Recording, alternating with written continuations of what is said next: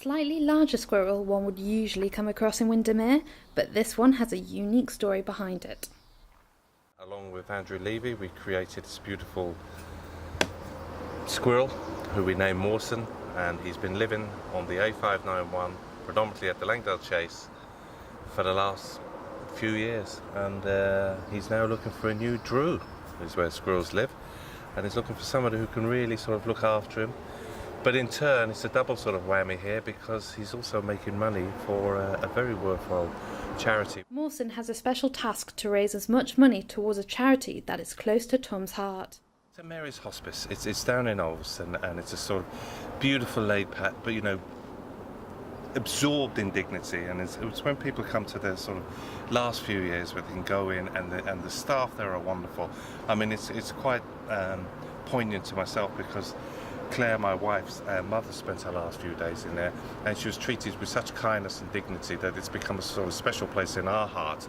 And who knows, one day, you know, myself or people around and local people, they might need the services of this. So I mean, it's no good thinking sort of it's not going to happen to me, because it does happen to us. You know, we do get towards into our twilight years or autumn years of our life, and if we're feeling poorly, you know, why not sort of live it out with some type of happiness and dignity? So hence why we picked St Marys Hospice.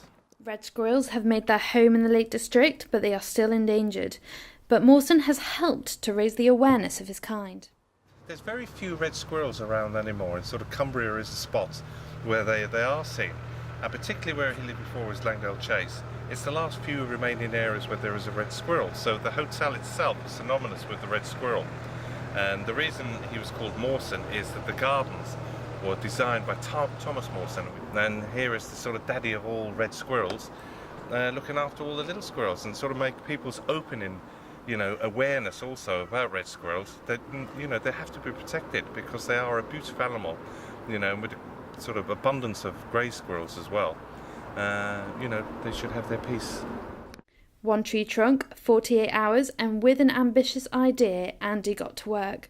This particular carving took about 2.5 days from start to finish. It's mostly all chainsaws, so it might not sound like a lot of time, but when you're just using the chainsaws, it's quite fast results, because obviously they're quick and they cut fast. When you start getting into more detail, this has only really got a little bit of chisel work on the eyes, maybe nose, just for a bit of features, but because it's going to a better cause, it's really nice. Hopefully it ends up still somewhere in the lakes, somewhere that can still be seen by everyone, but you know, it goes where it goes. All the best to it. It's nice, you know, that it gives people a little smile every time they go past. It's a really busy road, this. It's one of the main arteries into the lakes, so the amount of people that have seen it and taken photos and enjoyed it, however briefly, you know, it's nice to think about that.